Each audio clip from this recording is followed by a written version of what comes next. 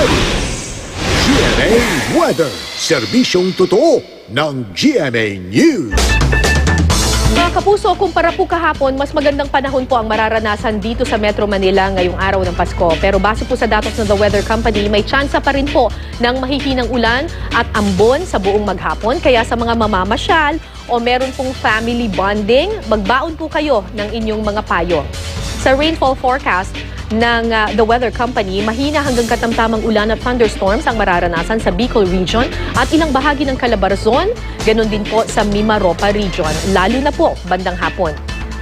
Mahinang ulan naman po ang mararanasan sa Cagayan Valley Region at ilang bahagi ng Cordillera Administrative Region at ang Aurora Province. Maganda naman po ang magiging lagay ng panahon sa natitirang bahagi ng Luzon.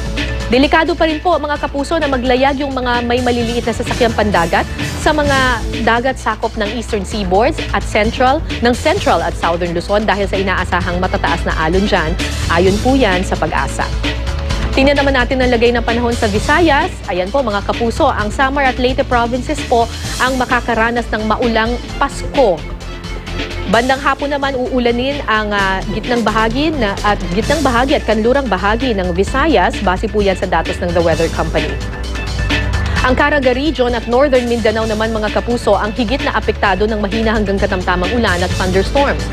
Pero mula umaga pa lang po yan ay magpapaulan na po ito dyan mga kapuso. Uulanin din po sa mga susunod na oras ang natitira pang bahagi ng Mindanao. Ayon sa Pag-asa, diffuse tail end ng isang cold front at ang hanging amihan po ang nagpapaulan sa ating bansa. Hindi pa yan epekto ng binabantayang low pressure area. Sa ngayon, masyado pa pong malayo sa Philippine Area of Responsibility ang naturang low pressure area na mataan po ito sa layong 1,540 kilometers sa silangan ng Mindanao nitong madaling araw. Posible pong pumasok ang naturang low pressure area sa Philippine Area of Responsibility sa araw po ng Sabado.